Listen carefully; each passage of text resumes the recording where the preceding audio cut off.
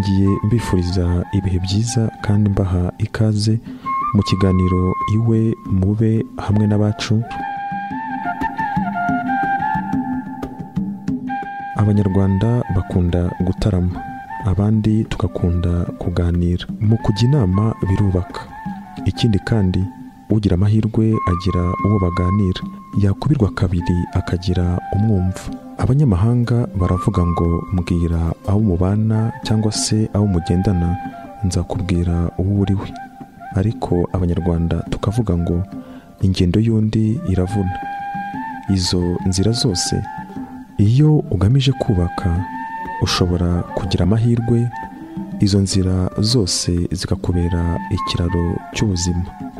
Mu kiganiro iwe mube hamwe n'abacu, umushyitsi w'icyumweru yaranyemereye aranyakira. Tuganira byinshi ariko ahitamo iby'ingenzi. Uwo mushyitsi ni muntu ki?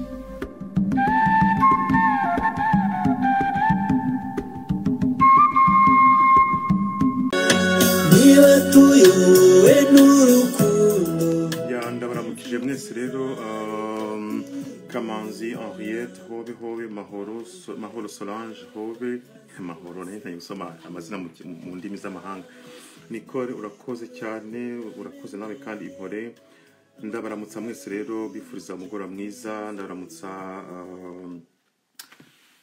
bifuriza ibihe byiza, nubwo ibi ntabwo byoroshye hirya no hino kubera ikibazo cy'icyorezo cya corona, ariko uyu mugoroba turagerageza tukirengagize, turagerageza tubane mu kiganiro cyo kuri mugoroba, kandi nkomeza kubaramutsa. Ntabwo navuga ngo ndishimye cyane, ariko mfite umunezero kuko byibura imyaka igera kuri 27 irashize umuntu yifuza kubwira Abanyarwanda twese ko turi Abanyarwanda, tuvuka mu Rwanda, duhuje igihugu, ko icyunamo kidakwiye kubaho gusa mu kwezi kwa kane kugera mu kwezi kwa Nyakanga.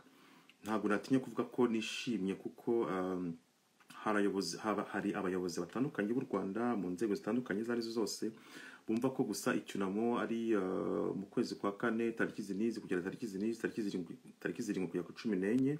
Ntabwo nifuje ko kino kiganiro natangira mvuga gutyo, ariko ku ruhande rwanjye ndavuga ngo ndanezerewe cyane kuko intambara umuntu yamye arwana, intambara umuntu yakomeje avuga, impuruza nabyita impuruza, sinzi uko nabyita, mvuga nti nyamuneka ntago dukwiye kwibuka gusa mu kwezi kwa kane kugera mu kwezi kwa karindwi. Muribuka ntago dukwiye kwibuka gusa mu kwezi kwa kane tariki zirindwi kugera tariki 14. Birumvikana ko nyine mu rwego rw'igihugu ibyo bitangwa mu official cyangwa se mu buryo officiel bigomba kuba à partir du 7 jusqu'au 14, ariko hari ikintu mvuga ngo numva nezerewe nuko nakunze kuvuga kuva kera cyane nti hari abantu buri gitondo yarimo kwiborosa, yarimo kwambara, kwisiga amavuta, afite ibikomere byuzuye umubiri wose, yibuka 1994. Ubwo abo ngabo nabafite ibikomere byo ku mubiri, ariko hari abandi bandi noneho bafite ibikomere byo ku mutima bitagaragara, batanavuga, badafite n'abashobora kuvugira. Bivuga ngo kuri bo kwibuka ni buri munsi, ni buri gitondo. Hari inshuti yanjye magara nkunda cyane, ndamukunda cyane n'umutima wanjye wose, umuvandimwe Console Nishimwe. Harano muri interview yavuze n'umuntu mu Kikacumu wo ku Kibuye i Rubengera, hano yavuze ngo buri gitondo iyo ngiye gufata umuti wa vitamine D cyangwa se umuti utuma amagufa wenda mu bihugu nkatwe by'ubukonje dufata ibinini buri mugoroba, dufata ibinini buri segonda, buri mugoroba vitamine D kugira ngo amagufa yacu adakonja ikema y'ubukonje. Ati buri gitondo ngiye gufata umuti nibuka ko izi ni vitamine, hari impamvu abyibuka. Bivuga ngo rero hari abantu, njyewe, wowe n'abandi benshi cyane, buri gitondo uko bukeye na nimugoroba uko bwije kwibuka bigaruka. kwibuka bigaruka, kwibuka bigaruka, kwibuka bigaruka, kwibuka bigaruka mu mutwe w'umuntu. Mu buzima bwa buri gitondo hari abandi bandi bari mu bitanda kugeza amagingo yabo badashobora kubyuka kubera ingaruka z'ihohoterwa, iyicarubozo bagiriwe. Hari abandi bandi noneho babigendana, babikorana, babana nabyo. Ibyo ngibyo rero impamvu yabyo ni ukugira ngo dukomeze twubake u Rwanda. Nkunda kuvuga ngo dukomeze twubake u Rwanda kugira ngo kakagozi ka bugingo kabuze u Rwanda gucika gakomeze gakomere. U Rwanda rwacu hari abantu baba bari muri défilé de mode, unavuga gutyo bari muri catwalk, babona u Rwanda rumeze neza, ari igihugu gikomeye giteye imbere. Ntabwo u Rwanda rwacu rumeze neza kubera gutya gusa. U Rwanda rwacu rukomeye kubera ibitambo by'abacu. U Rwanda rwacu rukomeye kubera ibitambo bya kanaka wanaka mwene naka, bya wa mwana, bya wa mubyeyi, bya wa musaza, bya wa mukobwa w'inkumi, bya wa musore w'inkumi. Abantu bose ira mihanda myiza dufite, ari amazu meza dufite, ibikorwa remezo dufite, byubakiye mu gihugu cyamenetsemo amaraso agatemba, inkongoro zikarya imirambo, imibiri y'abacu, amazi agatwara abantu. Niyo mpamvu igihugu cyacu gikomere. Niyo mpamvu ntawe ushobora kukinyeganyeza. Niyo mpamvu ntawe ushobora kugarura ingengabitekerezo ya jenoside y'ibintu twanyuzemo, ibintu twabayemo, kugira ngo igihugu cyacu cyongere kijye mu icuraburindi. U Rwanda rurera mureba bataruza bakiri batoya, twarubayemo, hari igihe twarubayemo hahandi nta nkoko ibika, nta hene ihebeba, nta nyoni irimba mu gitondo, nta sake ibika. I think so, mvuze inkoko ibika, ya sake ibika, udashobora kumva n'inka. Igihugu gituje completely, udashobora kumva ikintu kimwe kivuga. Wumva iki? Ntabwo mbabeshye. Wumva induru z'umuntu wishwe, z'umuntu batemye. Sinzi no kuvuga z'umuntu ngo umuntu ngo turibuka ngo abacu, ngo mwe mwese mwagize uruhare muri jenoside. Ifo kuvuga ibintu uko biri. Umututsi atemwe niko byari biri, atemwe nande n'umuhutu. Twumvikane. Ikiganiro cyo kuri uyu mugoroba ntabwo kigambire kugira ngo abantu bagire umujinya, abantu bagire uburakari. Oya, amateka abereho kuvugwa. Ntabwo bwakiye mu gitondo ngo abantu bapfe mu gitondo ubuzima bukomeze. Oya, niyo mpamvu iyo bavuze bati twamaganye umuntu uwo ari we wese upfobya akanakana jenoside yakorewe Abatutsi. Nuko jenoside yakorewe Abatutsi yagize uruhare, yagize ingaruka mbi ku gihugu. Yica imiryango myinshi cyane y'Abatutsi, yica n'abandi bahutu bari bitangwa ni modere cyangwa se bashyigikiye umugambi wo gutsemba Abatutsi.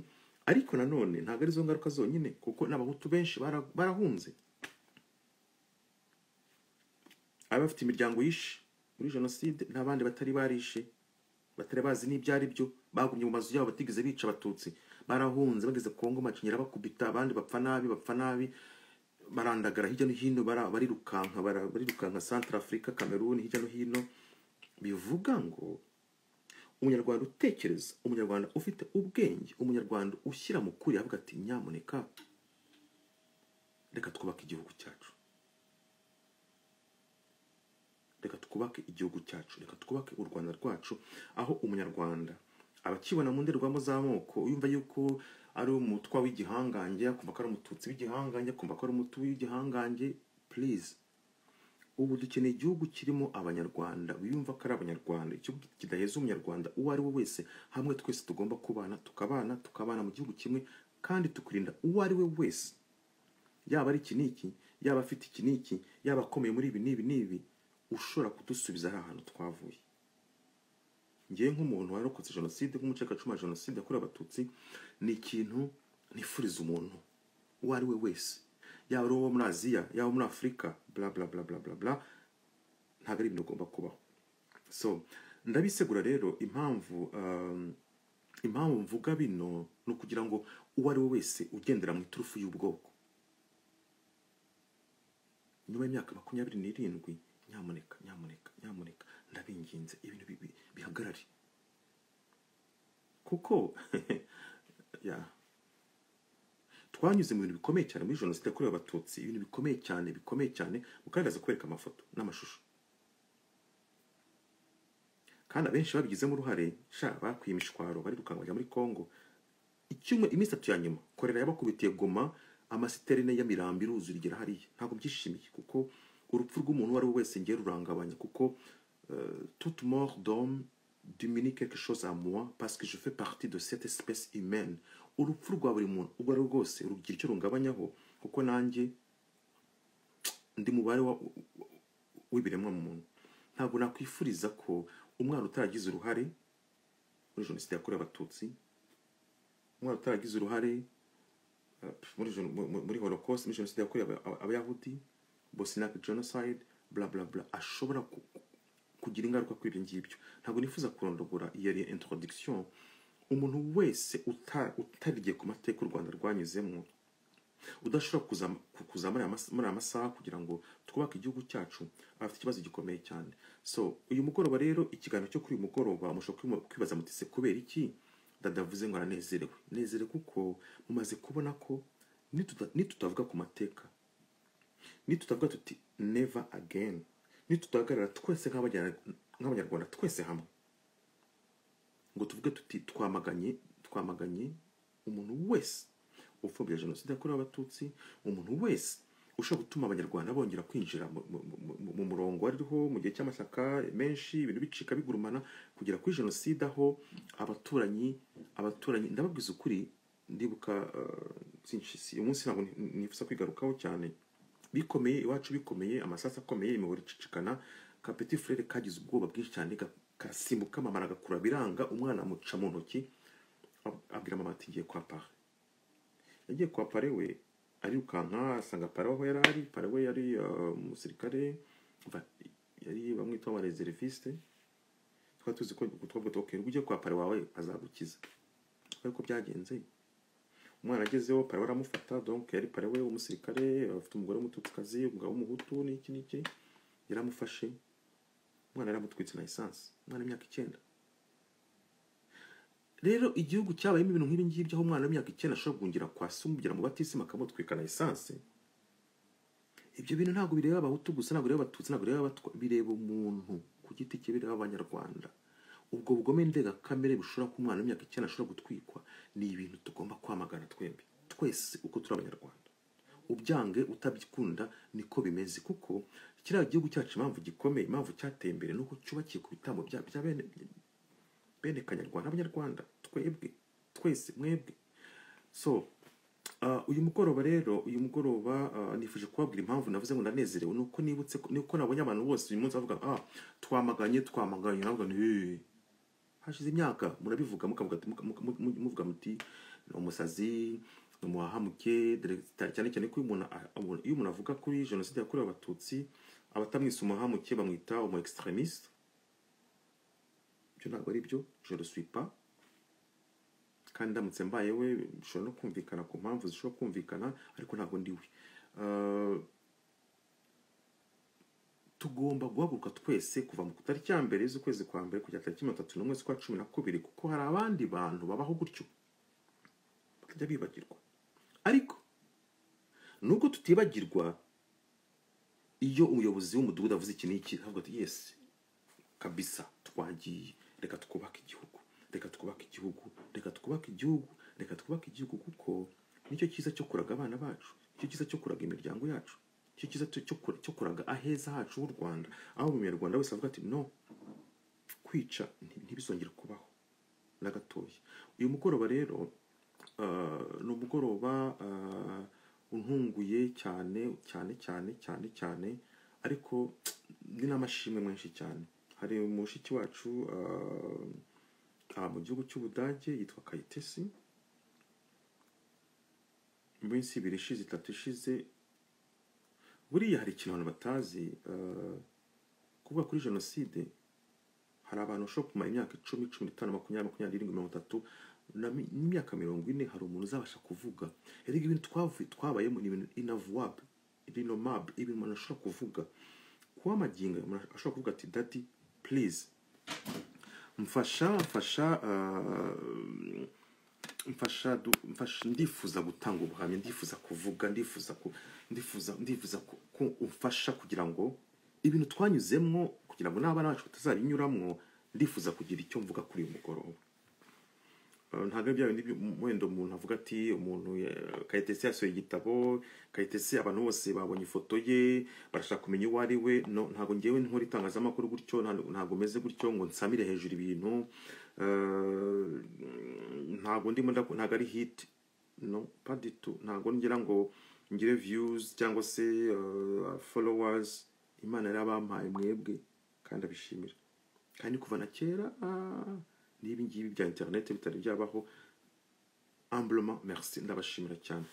Uyu mugoroba rero ni umugoroba wo kwibuka, ni umugoroba wo kunamira abacu twabuze muri jenoside, ariko ni umugoroba wo kugira ngo through testimony y'umuvandimwe wacu à travers le témoignage ya Kayitesi, binyuze mu buhamya bwa Kayitesi, tuvuge tuti nyamuneka umuntu ukunda u Rwanda, ukunda igihugu cye, ibi ntabwo byakwiye kuba. Murankundira rero, natinze na introduction narondogoye, ariko wabigenze tuvuga kuri jenoside yaratuvugishije, ariko ntituvugisha amangambure. Reka rero mu nkundire, ndabashimira mwese abantu 116. Ngiye kwakira umutumirwa mu kino kiganiro, aratangira atwibwira. Mushiki wanjye nkunda cyane cyane cyane cyane Kayitesi, niba uhari, niba udukurikiye, ushobora kwandika hano muri commentaire ukandika uti ndahari, kugira ngo mbashe kugufata. Ariko ndacyabaha mwese ikaze, mwese mwese mwese mwese mwese. Kwibuka ntabwo bigwimbye kuba gusa mu cyunamo, kuko turangaye gatoya murebye ibintu bibera kuri internet, kuri YouTube, kuri Facebook n'ahandi. Umuntu ufite ubugome ndengakamere uwo ari wese ashobora kongera kutwubikaho umuriro. Ari byo tugomba kugira gute, ari byo tugomba kurwanya. Reka rero twakire umuvandimwe wacu, hanyuma tugiye mu kiganiro nyizina cyo kuri uyu mugoroba.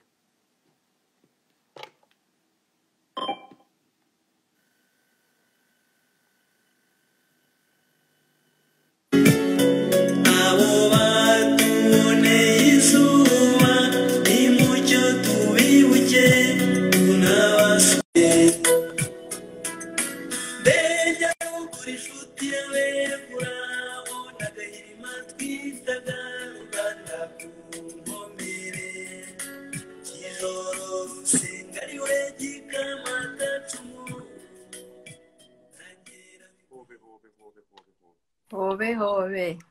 Uraboneza? Muraho. Gira abana. Urakoze. Gira umugabo. Urakoze. Gira amashyo. Harya bavuga ngo iki? Uhitamo? Ngo naze mvuge ngo amashyo noneho. Amashyo? Bavuga ngo iki? Ngo nanjye cyangwa twese hamwe? Ayingore, amashongore n'ibiki. Gira igihugu. Bavuga ngo iki? Murakoze. Gira ubuzima. Murakoze. Ndakuramukije rero ngo ikaze mu kiganiro iwe mube hamwe n'abacu. Iwe hamwe n'abacu, iwe iwanyu Kayitesi, iwe mube hamwe n'abacu. Uri kumwe natwe, turi abawe, mube mubawe.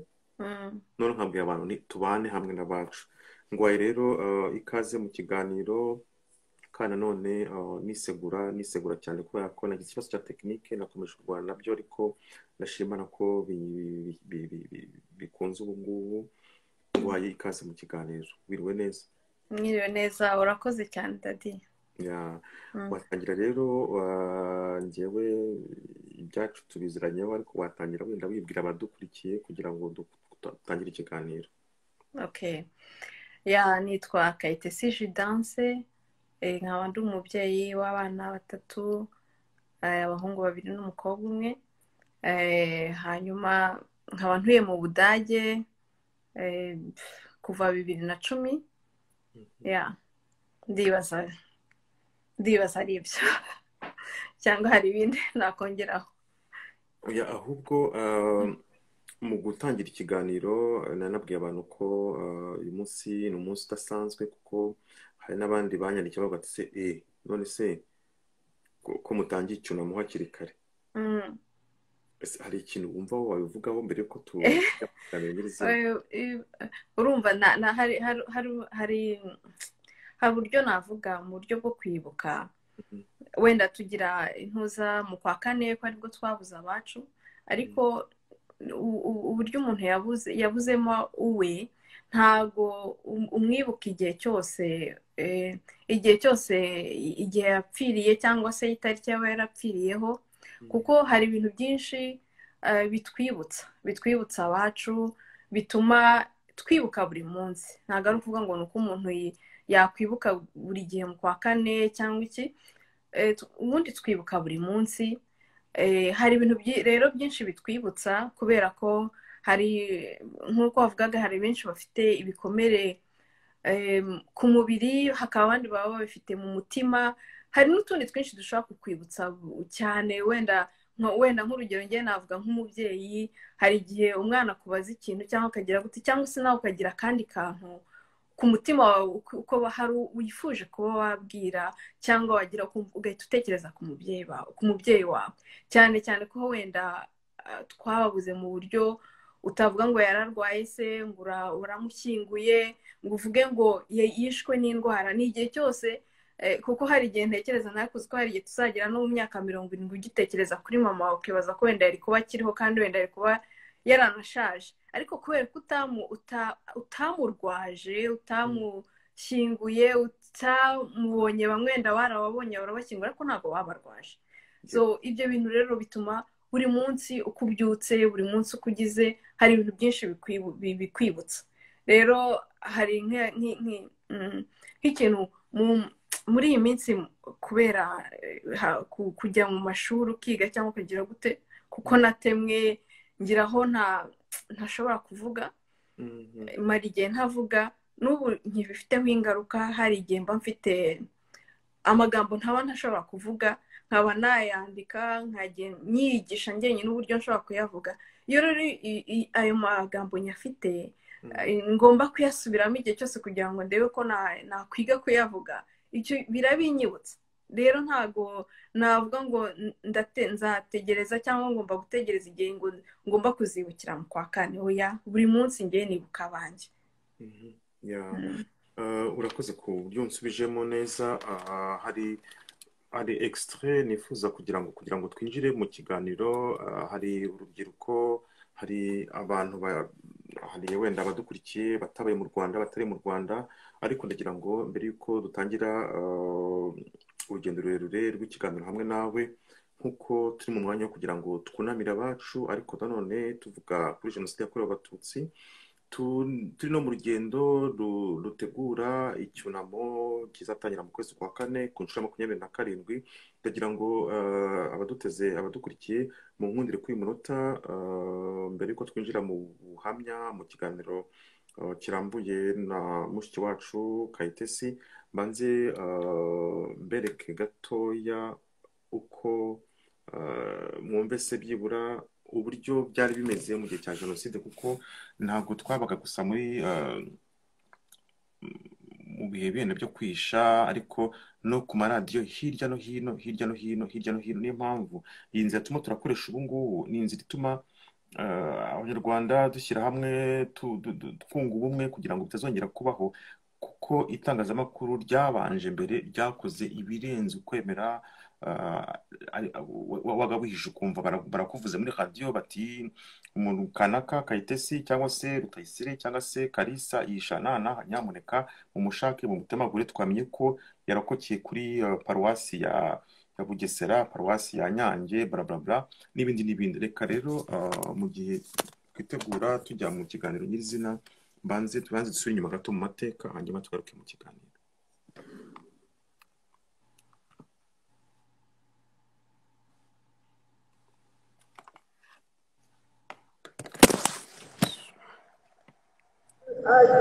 Dans le blindé de l'SNL, avis à tous les individus qui nous écoutent. Oui, à tous les individus qui nous écoutent. Le Rwanda appartient à ceux qui le défendent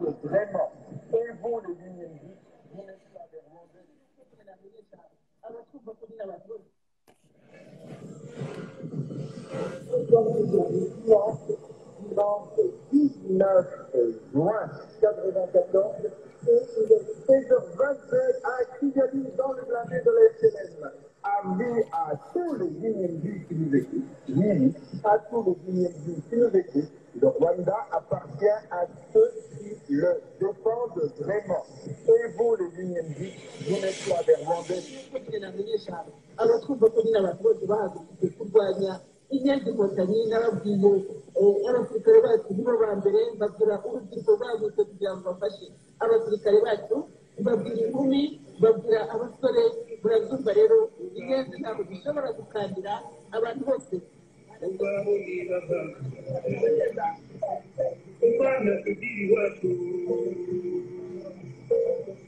bati imana tugira iwacu nubwo ari bake cyane bivuze ngo nyine kubika abafana ntabwo bigoye ndetse nubwo twabariraga ku ijana 10 ku ijana ubwo basigaye 8 ku ijana abo bantu se koko muze twishime tuti inkotanyi zasize muze twishime tuti imana nyirenganya ko kuboneka kuvuga hano bitugwana tugatina inyenzi inkotanyi burundu nazo zitwivugana n'ububaho kuko uzaba turarwanya kandi batinda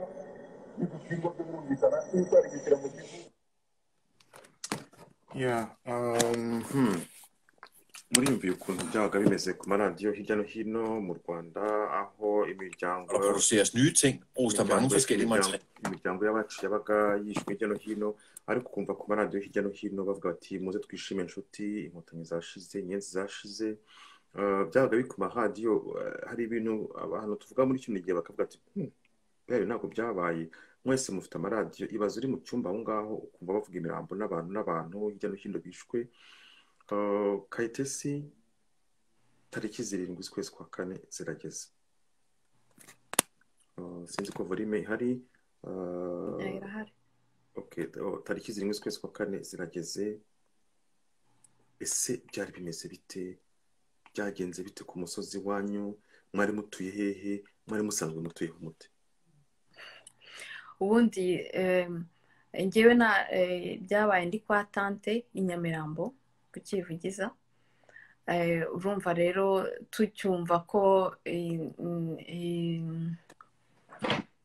tucyumva ko indege ya Habyarimana ihanutse urumva ku myaka nari mfite numvaga ko niba ari accident se kuki abantu bagira ubwoba bakagize ubwoba bakumva ko mbese amakuba abaye accident baye na accident nyine ariko mbona umugabo wa tante nawe n'abana be abakuru ko yari afite abakuru batangira kugira ubwoba bati tugomba kuva hano tugomba guhunga tugomba kugira gute ubwo rero nibwo nibazaga se impamvu kubera iki tugomba guhunga kubera iki nafite imyaka 11 ukibaza se kubera iki se tugomba kugenda ko iki ariko mu mutima wanjye nkumva nanjye kandi nanone nifuza kwigira iwacu nyine kuko ntabwo nari ndi kumwe n'ababyeyi ubwo rero hariya kukivugiza ahantu twahise tujya twe tuzamukira mu musigito kwa Kadafi ariko ntabwo twagiyemo kubera ko twari abayisilamu cyangwa iki kuko nibaza twagiyeyo kubera ko yari inzu y'Imana wibaza ko nta muntu wagusanga mu nzu y'Imana ngo akwice nuko rero duhungirayo tujya mu musigito kwa Kadafi hanyuma tugezemo rero hari abandi nk'uko babivugaga hari abantu bamwe bajemo bandi wavuga b'abahutu bajemo wenda batashaka kujya mu bwicanyi cyangwa se bamwe batari bazi ibirimo gukorwa uzi ko habagaho interahamwe kuko zo barabaga barazigishije hakaba abandi wenda batagize tujyamo twese tujya mu musigiti hanyuma rero hashize iminsi ku itariki 13 nibwo abasirikare badusanzemo n'interahamwe abafite imipanga badusanga mu musigiti badusohoramo baratubwira bati nakugoye ngusubije inyuma gatoya tariki 7 zirageze we mu gitondo wari mukora iki wageze mu musigiti ute ese wazinze ibintu gute, byaje bite ngo mwisange mu musigiti? Aho hantu byari bimeze bite? Ibyavugwaga hanze habaga se gute? Nk'ubu nkubaza tuganira kuri uyu mugoroba, n'ikibuga cy'uwo munsi mbere yuko tugera mu musigiti. Mbere yuko tugera ku musigiti mu gitondo hari we nk'umunsi usanzwe, ariko twumva uzi ko hari radiyo RTM nk'ibisanzwe abantu bose baranayumvaga. Hanyuma nimugoroba nzi ko hari abana ba tante abakobwa bari basohotse, hanyuma mu masanga y'isa 2 bagarutse bavuga ko indege ihanutse. Nibwo rero nibazaga ibintu byinshi, nibwo bavuga kubera nkatwe byo kumva ko muri batoya hari ibintu bagenda ukabona arimo kujya kuganira ukwabo ku ruhande, ubona ariko bafite ubwoba. Hanze aho ngaho nzi ko imbere yo kwa tante imbere hajya bariyeri, abantu bahita batangira gushyira amabuye mu muhanda ku buryo umuntu atagenda. Ngira ngo no kugira ngo tugere mu musigiti byafashe ahantu wagenda mu minota 10 cyangwa 5, sinzi, ntago ari kure cyane, ndibaza mu mazu ya kompanyi kukivugiza kugira ngo ugere mu musigiti. Nabyo byari ibintu bikomeye, kuko byadufasha hari wenda nk'igihe, sinibuka neza ko byadufasha igihe kinini kugira ngo tugeremo, kuko mwagombaga kugenda mwihishe. Ntago urumva mugenda gutyo kandi wumvaga atari wenda ntago twigeze tutwara ibintu, kuko twagiye ngira ngo ni nk'imyenda twajyanye gusa, kuko nzi ko tugeze mu musigiti twaryamaga turambuye ibitenge bya tante hasi ku isima, akaba ariho turyama. Ntago wavuga ngo twajyanye matera cyangwa se twajyanye iki, ariko kuhagera nyine byadufasha umwanya munini kugira ngo tugereyo. Ntago twese tugenda uwo munsi ku itariki 7, ndibaza twagiye nyuma yaho, ntago nibuka neza, ariko nko ku itariki 8 cyangwa se 9 gutyo, ntago nibuka neza igihe twagendereye twagiye mu musigiti. Nk'umwana w'imyaka 11 uri mu muhanda uragenda ujyana ku musigiti, kukivugiza n'umusigiti ubundi ni minota nk'itanu cyangwa 6. Nicyo ubona mu muhanda ujya ku musigiti? Aho mu musigiti twagiye twese nyine ubona hari abantu bari ku muhanda bafite imipanga, hari amabuye, bashyize amabuye mu muhanda. Noneho kugenda rero urumva uzi ko ubundi umuntu iyo ugenda, iyo ubonye umuntu uvuga ngo ugize Imana, ubonye umuntu mu nzira. Ariko kiriya gihe ntago wihishaga umuntu, ntago wihishaga, ahubwo imbwa ntago wayitinyaga cyangwa ikindi kintu, wihishaga umuntu gusa.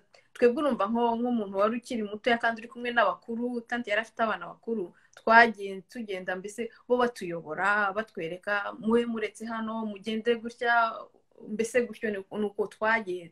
Ariko nzi ko twagiye umwanya munini kugira ngo tugere mu musigiti. Yego.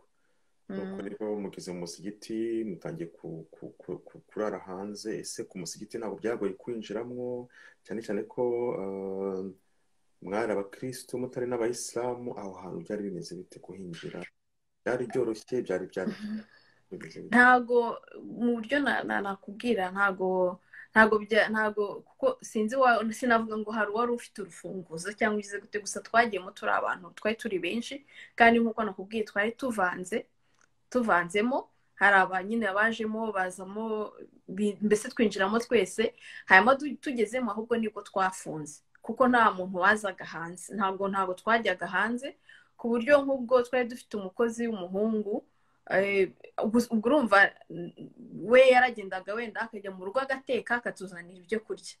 Hanyuma kutuzanira narabaje se we kwecya asohoka kuko agenda ngo nuko ari umuhutu.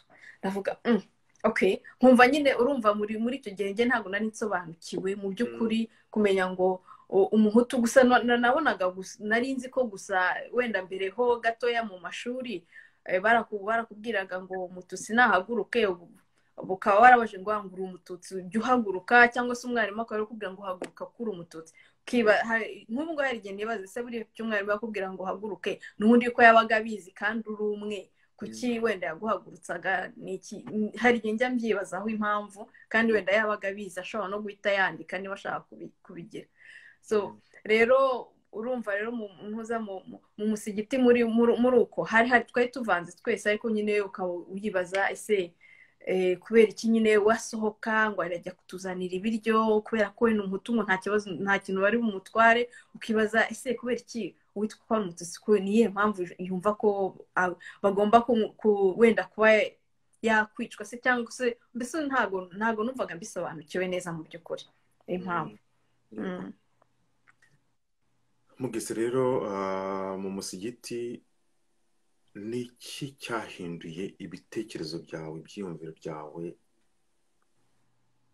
utangiye kubona noneho ubuzima bwawe bugererwa byatangiye bite byaje bite mu musigiti ikintu cyari kigoye urumva umukozi yaragendaga mbese ndibaza twagiye nko ku itariki 8 ku itariki 8 rero ndibaza ku itariki 8 cyangwa 9 gutyo uwo mukozi yaragendaga akatuzana ibyo kurya hanyuma wowe kumva ko ni ibintu by'igihe gitoya muri busubire mu rugo niko numvaga nta nubwo nigeze turi mu musigiti kiretse kuvuga ngo mugumyemo ariko nk'abana hari urumva mu musigiti nzi ko hari n'amashuri yo kwa Kadafi gutyo hari ibibaho hari igihe twabonaga ingwa tukajya no kwandikaho tukagira gute nk'abana tukaba turi hamwe abantu bakuru bo bakabona bari mu tuntu barimo kuganira ntago sinavuga ngo nari mfite ubwoba ndimo numvaga ari ibintu by'igihe gito by'akanya gato turi bwonge tuzasubira mu rugo hanyuma rero ahantu byahinduye isura ni ku itariki 13 z'ukwa kane kuko nibwo abasirikare baje bafite imbunda n'intera hamwe n'imipanga kuko ndibaza nzi ko hari umuntu winjiye niba nari ndi muri toilette ukuntu kuko nayo ahantu ngiye kubona mbona umuntu afite umupanga ngo wowe se usigaye hano kuko twari tugiye kujya barimo badusohora tujya hanze mu byatsi hari jaride ati ndi muri toilette ngo mbona afite umupanga nuko turasohoka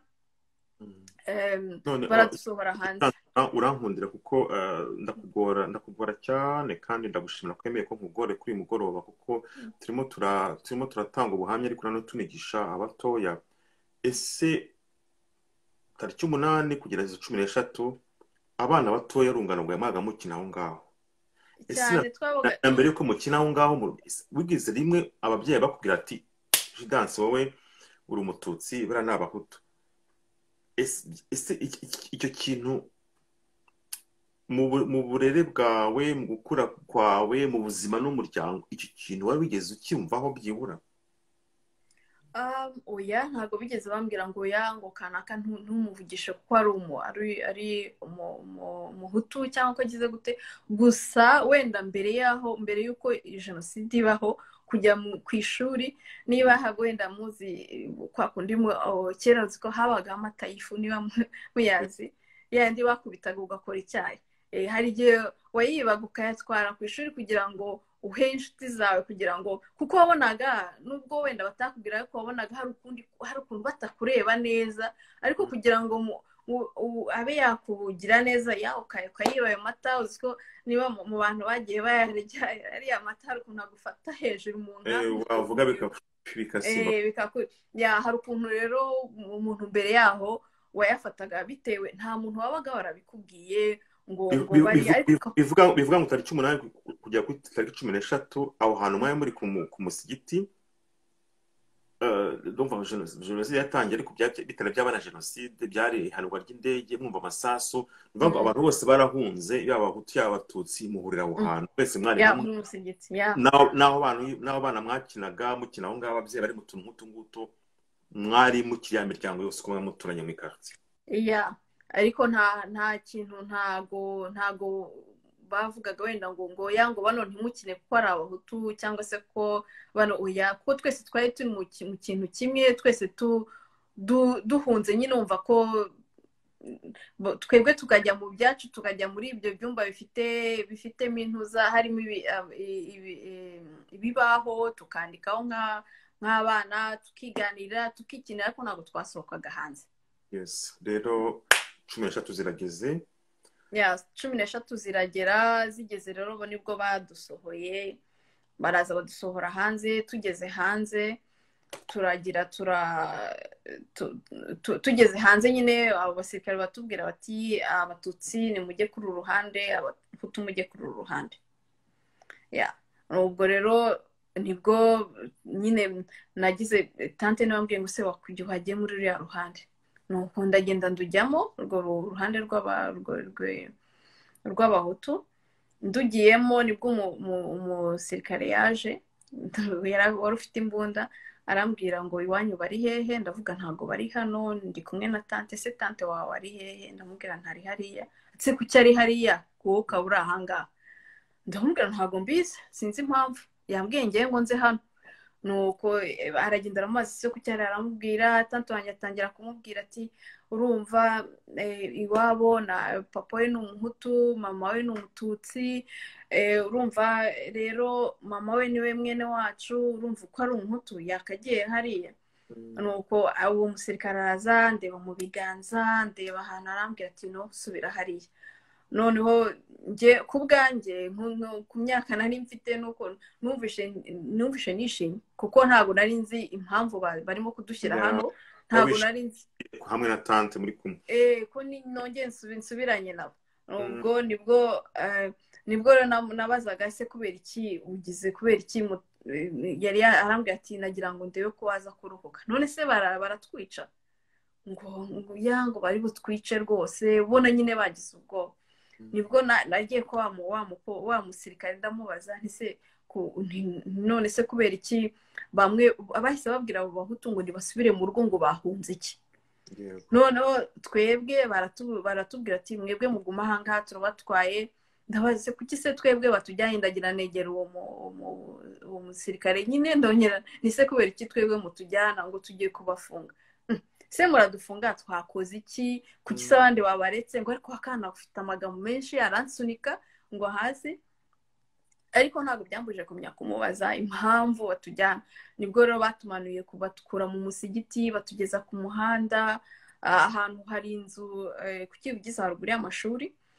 Inzu yari uy'Umututsikazi, yari nini. Baratubwira ati muguma ahangaha. Nkagenda nkamubaza se kubera iki turi aha? Ati dutegereje ko tujye kuzana bisi yo kubatwara kujya kubafunga. Ati kubera ko ntise ninde uzajya utugemurira, ese n'abana murabafunga?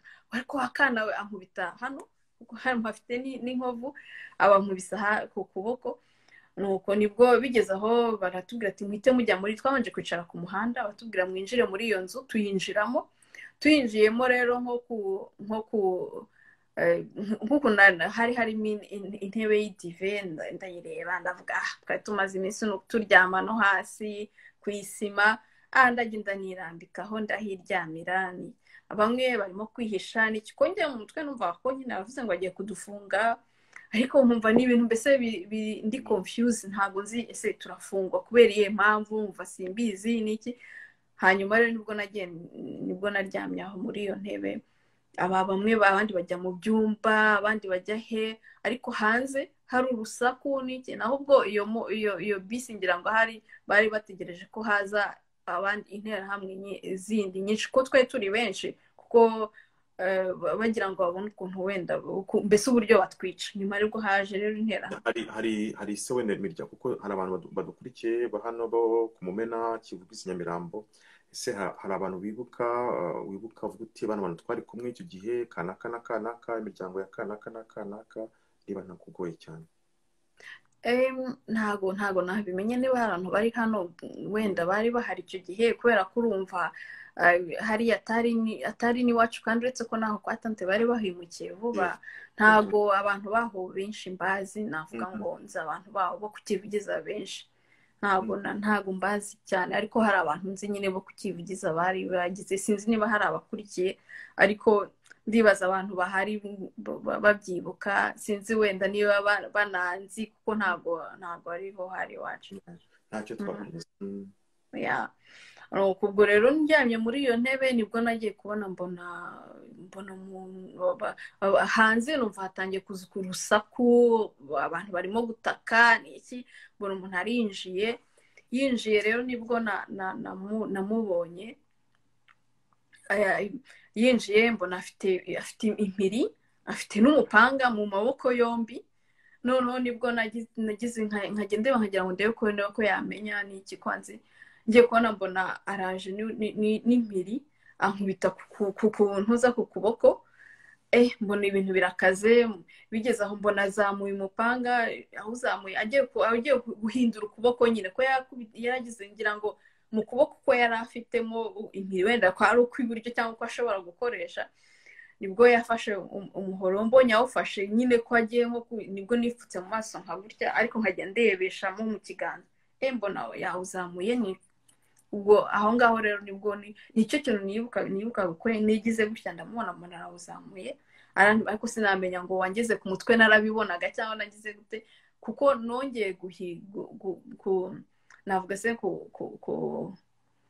gukanguka cyangwa se kugarura ubwenge cyangwa aho bantemeye ntabwo ariho nasanze ndi kuko nakangutse niko navuga niba ari ugukanguka niba ari iki ndi ahantu kuri saramanje ahantu hari intebe zindi no hejuru nibwo hari kazini wanjye nyine waje ahita agira Sylvie abaraje atangira kubwira mama we ngo Kayitesi aracyariho ariko ku bwanjye nararebaga nabanje kwibaza se numva ntangiye kugarura niba ari nko mu masaha angahe ntabwo namenya ngo ni amasaha angahe gusa naravugaga se nikozeho numvaga mu mutwe wanjye habyimbye nikozeho mbona amaraso nibwo natangira kwibaza ese napfuye ese ntago napfuye ese ntago meze gute nibwo rero nikozeho numva mbona amaraso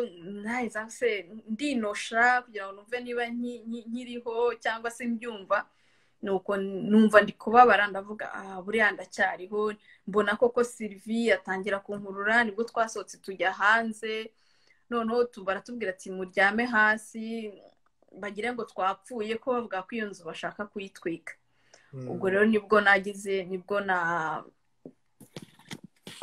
twagiye hanze nyuma tuza gusubira mu rugo turavuga ni hahandi reka dusubire mu rugo wenda bazahatwicire ubwo rero nibwo batumanuye twamanutse mbese twasubiye mu rugo gusa ako kanya umukobwa umwe wa tante yahise apfa imfura ye Anje aho ngaho nyine aho ngaho niho yaguye aho ngaho nyine yaguye aho ngaho yari afite umwana muto w'imyaka 2 w'umukobwa ziko banamukuruyeho ngo arimo nko konka ariko mama yapfuye niwe yahise apfa we yahise agwa aho ngaho undi wa gatatu nawe bari baramurashe ku mazuru ku matako ahantu hose ku maboko bamurashe nawe noneho baratumanura turagenda baravuga ati ni hahandi turabona ibintu bimeze nabi reka tubundi dusubire mu rugo niba bashake bahatwicire nyine bahadusanga nibwo nyine twasubiye mu rugo dusanga ibintu byose babisahuye nta kintu na kimwe gihari nibwo ndibuka hari atumatera bageze bahita bati abangaba bagize nibaryama aho ngaho baryame ariko njyewe reka nta kuvuga habe na gatoya simvuga unahise mbikirajya ako kanya ntago nta jambo na rimwe nshobora kuvuga mbere yuko dukomereza aho ngaho unarinjiye afite ubuhiri afite umuhoro nyuma kuzina wawe aguhagurutsa aho hantu hari hameze gute imaje ubu tuvugana nkuvugisha nonaha ni imaje ufite mu kubona aho hantu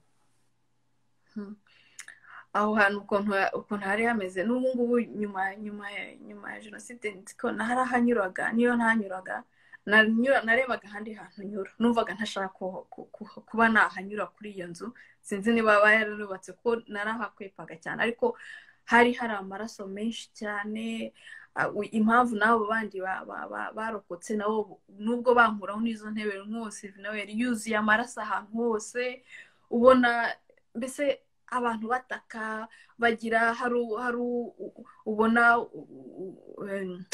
bamwe basimbuka abandi ubona mbese ibintu mbese bimeze nabi cyane none ngewe ndazizi interahamwe narazibonye nabanye nazo n'igihe kirekire cyane narazibonye usibye uwo mugabo yari ameze gute yari yambaye gute yasaga gute hanze byari bimeze bite umuntu utazi interahamwe ni gute ushobora gukora description yazo ndakugorora urihangana ubu nagiye ku ruhande rw'ubuzima buri privé cyangwa se dusangiye ndi nk'umunyamakuru noneho wenda wo muri Philippines mo kukubaza cyangwa se umupsychothérapeute cyangwa se umupsychologue image ufite y'uwo mugabo winjira yari ameze gute hanze byari bimeze bite urumva uzi niba wibuka ibitenge interahamwe zari zambaye zabaga zigize bari bambaye ibintu by'ibitenge hari abafite impiri abandi bafite imipanga abandi se banambaye n'amasasu kandi noneho wabonaga bafite ikintu mu maso yabo cy'ubugome cyane ku buryo n'uwo wari uzi ukabona ntabwo ukamwereka ko wenda ko wamwereka ko mwamenyana ko yakwibuka ugasanga ntabwo akuzi ugasanga ni umuntu afite ikintu cy'ubugome muri we nyine yo kumva nyine ukagira ubwoba mbese hanze aho rero abantu mbese buri wese yasimbukaga mu by'ukuri ashaka kugira ngo akize nk'ubuzima bwe cyangwa umwe abandi bataka abo batemye se ntibapfe bamwe bagataka abandi bakagira gute abatazizi rero uburyo zabaga zimeze uburyo byinjiraga ni ibigiye mubara ku mafoto kuko heureusement ni biri documenté binjiraga kuko nk'ubu ngubu wenda si ukwivugaho ariko nk'ibintu byo gukuba nk'isafuriya ikavuga mu koza nk'ikintu kikavuga icyuma gikubise hasi biragusota nyine ukahita wumva ukahita ubona image nk'izi ngizi ni image ziri muri Google ntabwo ari ibintu umuntu aba ahimbye cyangwa se abashyize ku ruhande abatazi uniforme z'interahamwe babaga bambaye ibitenge bimeze gutya twakomeza muri témoignage so ubwo uri hanze ese wari wenyine hari abandi bantu benshi cyane hari imirambo myinshi cyane ahantu hari hameze gute mu by'ukuri urumva nyuma yaho bamaje kuntema ntabwo navuga ngo abandi nari mbitayeho kubareba cyangwa iki cyane ko badufashe mu masaha yo mu masaha sangahe mu masaha saba gutyo saa sita twari twaramenyereye ko umukozi yatuzaniraga ibyo kurya tunishonjeye nzi ko ngiye nageze aho ngaho ndisohokeye hari umukobwa wa tante witwaga Marie Rose ndibaza yaramfashe arambwira ati kayiryama hano hasi aramfata n'umutwe ngo numva umutwe biranze kuko nari natemwe turi hanze bavuga ngo bagiye bamaze kugenda bamwe baducunze abandi bagiye kuzana ngo ama essence arambwira ati ryama hasi ugire iryamire hasi kugira ngo babone ko wapfuye nyine ugire nkaho wapfuye ariko ngewe kareka numvaga nanapfuye ahubwo naranze gusa bamwe bararyama ngende igenera nigera ku muhanda nishaka ko ndibuka hari interahamwe zanyuzeho zindi zigenda nyine baraza barambaza ngo se ngo witwa nde ngo ababyeyi bawe bari hehe ndamubwira nti ntago nako ndabereka ko ntabyo nzi ntago narwo nashaka kuvuga noneho umwe aravuga ngo reka ngo mwamurashe se ngo reka ngo urabona atari bupfe ngiye ndimo kubereka ahubwo ko ntago nari ndi kuvuga gusa nkumva nshonje nkumva nshaka n'ikintu cyo kurya nshaka n'ikintu cyo kunywa ariko ko ntavugaga nkajya mbereka kugira ngo mbereke ko nshonje kandi bafite imipanga bafite intuza bagomba kunyica ariko ngiye nkabereka ko rwose nisonzeye meze koko ntago navugaga nuko bageze ubu nyine barandeka baragenda bamaze gutambuka rero hashize akanya nibwo haje abana ba tante na tante nyine hanyuma harimo abakomeretse abari bakomeretse ariko abandi atari uwari ukomeretse cyane uwo twajyanye muri Croix Rouge harimo turamanuka nyine dusubira mu rugo turavuga reka baratubwira tujye mu rugo n'ubundi badusange mu rugo batwicire mu rugo nta mpamvu yo kugira niyo mpamvu navugaga twagezeyo dusanga ibintu byose babisahuye turaho nta kintu dufite nzi ko umugabo wa tante niwe wavugaga ngo ese ko rwose ngewe nta urumva bavugaga ko mbese turi inyenzi inkotanyi iki nuko se ko munzi ko ntuye ahangaha ko ngize gutenda umunyakibuye rwose dore abana banjye bakomeretse abana banjye babatemye ese nibwo twagiye kubona tubona nyine haza kuza imodoka ya Croix Rouge iradutwara bari barabaye ku Gitega tuhageze bashaka kudukuramo ngo batwice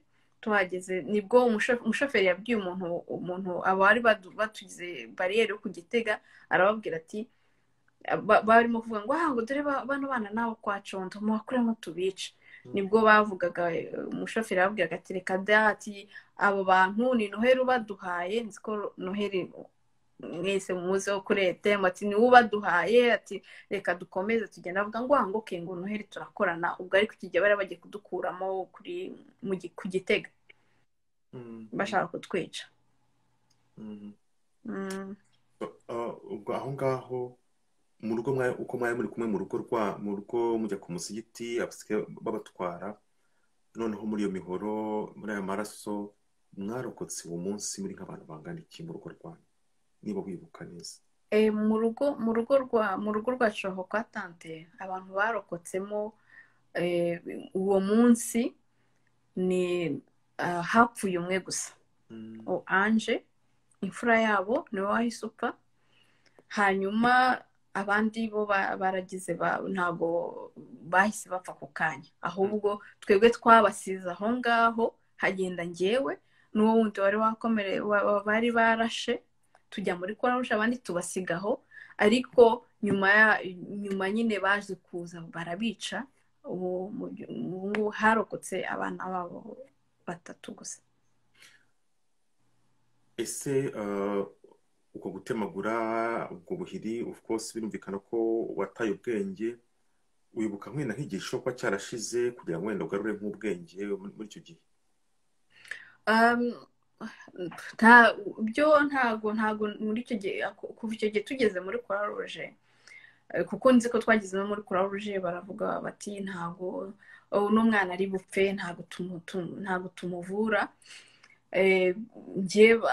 bahita banantandukanya n'uwo mukazi wanjye bahita bantandukanya nawe baramujyana njyewe ngumaho ku buryo hageze ahantu nyine inkovu yanjye itangira kuzamo inyo nkajya nzikuraho gutya uko zingendaho nkajya nzikuraho nkazijugunya hanyuma muri ako kanya nta kintu kimwe ngiye natekerezaga n'izina ryanjye ntabwo nari nkiryibuka kuko namaze igihe nta kintu na kimwe nibuka kuko nongeye kwibuka kumenya wenda uko nitwa nibutse izina ryanjye ko banyitaga kakana k'akaragi n'iki noneho iyo numvaga wenda nshaka kugira nk'ikintu mvuga nari nko kwandika ko muri kiriya gihe n'ubundi naho muri Croix Rouge ntabwo ari kugira bike ngo wandikire umuntu umubwire cyangwa se ngo wagire ariko hari igihe umuntu yandikaga hasi nkaba nakwandika hasi kugira ngo nkwereke icyo nshatse kukubwira ariko pana muri icyo gihe batari bamvura nyuma nk'iminsi nk'itatu nibwo twageze muri Croix Rouge nibwo bamvuye bandoda numva ngo ibinya byari byashize hanyuma nyuma yaho gato rero nibwo bageze aho babonye ko bajya bansubizanya na wa mukuzine wanjye mugezeho nibwo yahise Kayitesi bakudoze wumva byagenze biti batanye kudoda bate ese iyo sene yibuka mu buzima bwawe ni ikintu ntashobora kwibagirwa ko nta kintu kibaho cyambabaje nk'icyo kintu kuko byari bikomeye ntangira nshaka no kwa kundi umuntu numva gusa ngo ni umuntu warimo kundoda ni umuzungu w'umusuwisi icyo gihe arimo kundoda nyine ko ibinya byari hari n'undi muzungukazi warimo anshimashima mfata abandi bamfata amaguru kuko nari ndimo kurwana cyane bakavuga akasura umwana afite imbaraga kandi babonaga ko wenda nakagombye kuba napfuye nuko ngoma kuko byarambabaje sinshobora kubyibagirwa icyo kintu cyo kundoda numva byari bibabaje cyane cyarambabaje cyane nuko ububabare bwinshi mbese nayo bazi icyo gisebe kimaze igihe cyarangira kizamo inyo kirabora kiranuka cyozaho kugira kukidoda urumva cyari ikintu niho sinzi ku buryo nabivuga byari bibabaje cyane mu kwezi niba ushura wenda kugereranya naho byari bikiri mu kwa kane kuko natemwe kuri 13 tugira ngo twagiye nko muri Croix kuri 15 nk'iminsi nk'ine gutyo wenda nko mu matariki 20 ntago namenya gusa nzi ko namaze nk'iminsi nk'ine gutyo kuko nyuma yaho nongeye guhura no mukazini wanjye bongeye kuduko we bari bamutwaye ahantu we yaravugaga barimo kumuvura bansubije aho yarari bamaje nanjye kundoda hashize nk'iminsi urumva rero nta nubwo nzi izina ryanjye barambazaga simvuge nibwo nagiye arambwira ngo numva aravuze kuyongo Kayi harya se numva icyo kintu ndakizi ariko se ageze arongera arivuga cyane Kayitesi ndavuga buryo uzi ko ariko nitwa mu mutwe wanjye nyine ariko ntekereza ariko undi ntago nibukaga n'izina ryanjye uko nitwa nicyo numva mbese na nyuma yaho rero iyo umuntu yambwiraga ikintu nyuma yaho ukambwira ikintu nibwo nabyibukaga nibwo naribukaga nkavuga uzi ko bya bintu ari ibi ari gutya na gutya ariko ubundi ntago nta kintu na kimwe nibukaga mu by'ukuri bagerageje koza igikomere ese aho hantu wari habaga hameze gute impande yawe iyo byibutse n'ubu ni iki kintu ukunda muri Croix hari twaryamaga kuri turiya tuntu tw'utuburankari twa tundi banateruragaho umuntu hari igihe wabaga uryamye aha iruhande rwa hari umuntu akaba arapfuye bakamuterura bakamujyana kujya kumujugunya abana barira abantu bataka iki mbese hari hateye ubwoba naho usibye wowe ni iki kintu ubona wibuka kenshi tugira ibintu byitwa ngo ni flashback cyangwa se ibintu bikagaruka ukabibona aho hantu bamwe barakoza ni ihe shusho ukunda kubona ikunda kugarukaho cyane impande yawe byabaga bimeze bite ngiye ikintu buri gihe njya nibukaho kihita kiza nicyo gihe barimo kundoda kuko sinzi nka kwa kundi iyo uryamye nko mu ntebe umuntu akaza nko kwicara hepfo yawe akaba yakwicara ku maguru yawe iyo byize nicyo kintu mukita kinza mu mutwe bitanibuka kiragiye bamfata amaguru barimo kundoda mu mutwe gita kinza nkahita noneho mbona muri Croix mu Kiyovu nyine aho iriya compound yose nkahita umutwe wanjye hagahita bizamo gutyo nyine nkahita nibuka ukuntu nyine wazaga uryamye nk'ahantu ukabona umuntu uri iruhande rwawe ntabwo wabimenya ntabwo namenya wenda ngo ariko ukabona barateruye ukumva ngo disarapfuye ngo ngaho ngo umuterure mujyane ngo se cya cyobo cyaruzuye ngo tumute mu kihe cyobo cyo haruguru cyangwa cyo hepfo ibintu nk'ibyo bakavuga nk'uko nguko ni ukuvuga ngo aho mwari muri hari indembe nyinshi cyane haba hari abatutsi benshi cyane batemwe abakiri sinzi uko navuga mu kinyarwanda abamo kwagoniza cyangwa se bari barimo sinabangwa gusamba bari nko gutera ku agonir sinzi uko mu kinyarwanda twabivuga bari hagati y'ubuzima n'urupfu nko gusamba n'ubundi mwavuga muzi ko upfuye ako kanya ni ukumujugunya mu cyobo nyine nta kujya ku irimbi nta muhango reka ntabyo ni uguterura bakajya bagashyira hari nk'ibyobo urumva nari ndaho ngaho ntabwo nari nakagera kuri ibyo byobo siniki aho utanumvaga nzi ngo icya ruguru n'icyo hepfo ngo cyaruzuye bakagenda bakanagayo gutyo nyine baraza bagaterura ariko ntabwo muri Croix ntabwo hazagamo abatutsi gusa babaga batemye kuko hazagamo n'interahamwe n'abantu intuza ku rugamba bagwiriye iki kuko na nyuma yaho na Noheli yarahaje nyuma yacitse ukuguru ko ndabyibuka ukuntu yaraje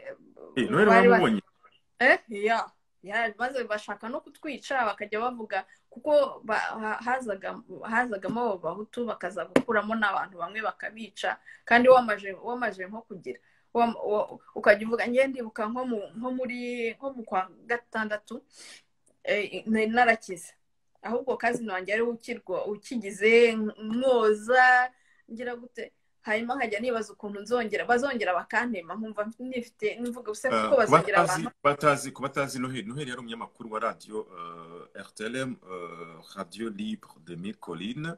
Noheli rero mu gihe cya jenoside ni ari hamwe n'abitwa ba Bemeriki n'abandi bari George Jones umuzungu bo baranimaga bavuga amazina bavuga bati mujye ku rusengero n'uyu mujya ku gasantere kanaka tumaze kumenya ko kanaka izina yishana naha mugomba mujyeyo twamenye ko kwa kanaka barokokeye kuri paruwasi niyi ariko barokokeye kuri paruwasi niyi bishe kuri école primaire hana nuvuga ngo intara hamwe zakurikiraga radio RTRM then bagashyiramo indirimbo zimwe na zimwe umuntu atajya yumva indirimbo zashyiragamo morale kugira ngo interahamwe zijye kwica.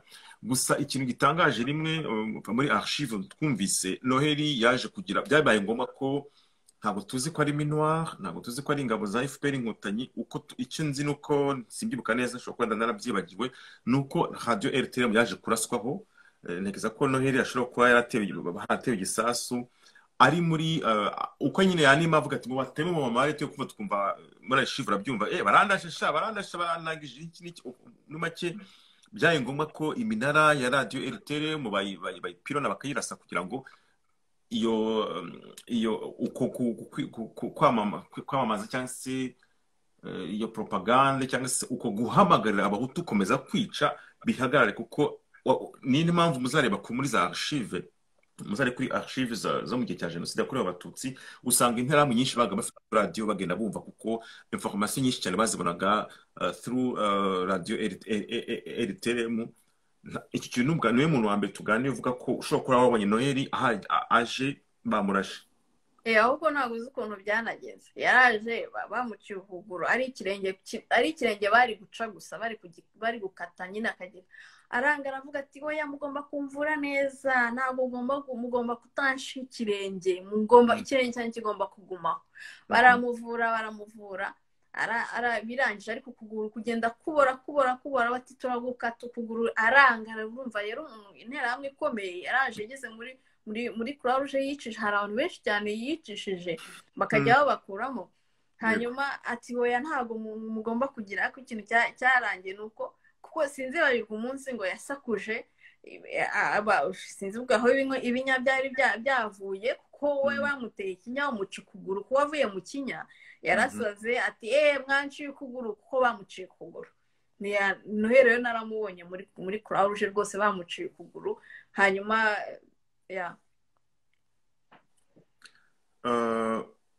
ese aho hantu waje kuhava gute byagenze bite kugira ngo have urumva turi muri Croix Rouge muri za 90 hari abantu bamwe bari bamaze kugenda bakira noneho hakaza abandi ko bageze aho bazana n'amatente bakajya bayashyira hanze abantu bakarara hanze hari tente abantu baruzuye mbese n'uwabaga yarakize wari kumusohora se akajya hehe kandi ukiretse ushaka kugira ngo ngere bamwice none hari ababikira babahabaga iyo bazaga kuza kudutera ko urumva Noheli ahaje rero nibwo ibintu byakaze atangira kuvuga ko harimo Abatutsi bagomba kubica nyuma abo babikira bakajya batanga amafaranga abasirikare baza bakabagumisha hanze ntibagire mbese ntibakaba amafaranga bakagenda noneho nyuma baza kuzaho iriya ntuza kimwe n'abantu bo bari muri Mille kuri akuntu bavuze bati bahitemo bari bufata igipande kimwe bamwe barajya kuri CND abandi barajya i Remera ku ruhande rw'abasirikare bo kwa Habyarimana nuko byagenze naho ngaho muri ntuza rero baravuga bati bamwe barahitamo baragenda kuri kote yo kwa Habyarimana abandi bajya kuri FPR ariko kuri njyewe kuko nari muto nta mubyeyi nari mfite turi bujyane sinari kugira icyo aho mpitamo barambwiye ati abana batoya baraguma ahangaha turabagumana ubwo nuko nk'uko ngiye nagumyemo kugeza umunsi bigeze aho badukura no kuri aho iyo nzu baza gufata indi nzu y'ahantu ngo habaga hari abazungu babagamo inzu nini bafata abana baratujyana n'ababyeyi nka 3 gutyo bari bafite abana batoya, baratujyana batugeza muri ntuza, batujyana muri iyo nzu, tukajya nyine tuhihisha. Nyuma tuza kubona, sinzi niba uzi kuntu abasirikare bo kwa Habyarimana bambaraga uniforme n'inkotanyi. Ubwo rero Kigali ifashwe nibwo twagiye tubona hanze ko twareberaga mu madirishya, twajyaga dusohoka tubona abasirikare bandi barimo bihisha ahantu bambaye ariko uniforme zitameze nk'izo twari dusanzwe tuzi. Noneho rero hari umumama wari haravuga ngo bariya ni inkotanyi, ngo reka dushobora gufungura. Nuko hari umugabo umwe wahabaga, ubundi bari abagore batugira, akaba n'umugabo umwe wahabaga hari nko kuturinda w'umugabo. Mbere wenda yuko wenda tugira ku gice cy'inkotanyi, aho ngaho wari kwa tante wawe, nta nubwo wari uzi famiye yawe uko bimeze, turaza kubigarukaho. Ariko nifuza kugira ngo mbere na mbere mbanze gushimire kubw'utwara ufite no kwemera komeza kuduha ubuhamya. Nifuza kugira ngo byibura dufate umwanya w'akaruhuko gatoya.